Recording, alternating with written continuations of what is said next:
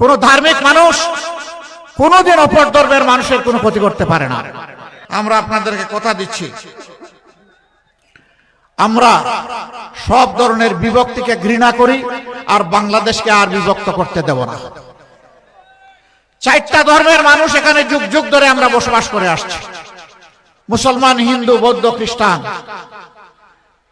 এটি একটি ফুলের বাগানের মতো, বিভিন্ন জাতের গাছ যেই বাগানকে আল্লাহ তাআলা সাজিয়ে দিয়েছে। ধর্মের ভিত্তিতে কারো উপর বাড়াবাড়ি ইসলাম পছন্দ করে না, এটা হারাম। কোনো বাড়াবাড়ি করার সুযোগ নেই।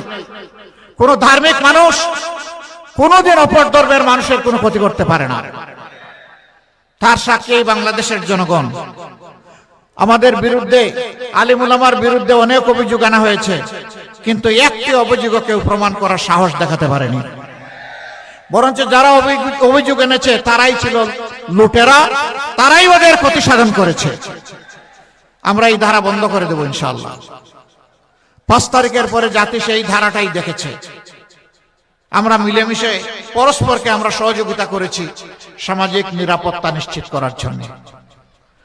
ইনশাআল্লাহ আগামীতে সেই সুযোগ পেলে আমরা সারা দেশে সেই নিরাপত্তা নিশ্চিত করব।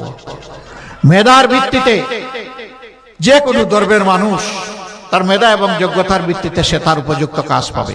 কি বুঝলেন ভাই? অনলি যেটাই চাই।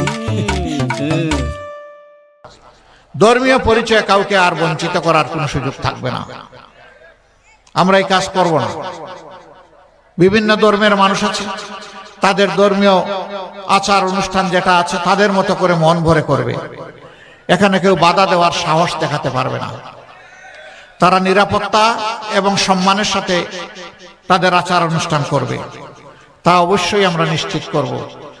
যা গত 17 মাসে আমরা চেষ্টা করেছি, আমাদের কোনো সরকারি দায়িত্ব ছিল না, কিন্তু আমাদের নৈতিক দায়িত্বের জায়গা থেকে এই দায়িত্ব আমরা পালন করেছি।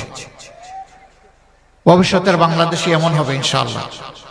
হা ভোটের পরে দেশ পরিচালনার জন্য আমরা ইনসাফের পক্ষে সবাই ঐক্যবদ্ধ হয়েছি। ন্যায় বিচার সমাজে কায়েম হলে দুর্নীতি, চাঁদাবাজি, লুণ্ঠন, দর্শন, খুন এই সব বন্ধ হবে ইনশাআল্লাহ।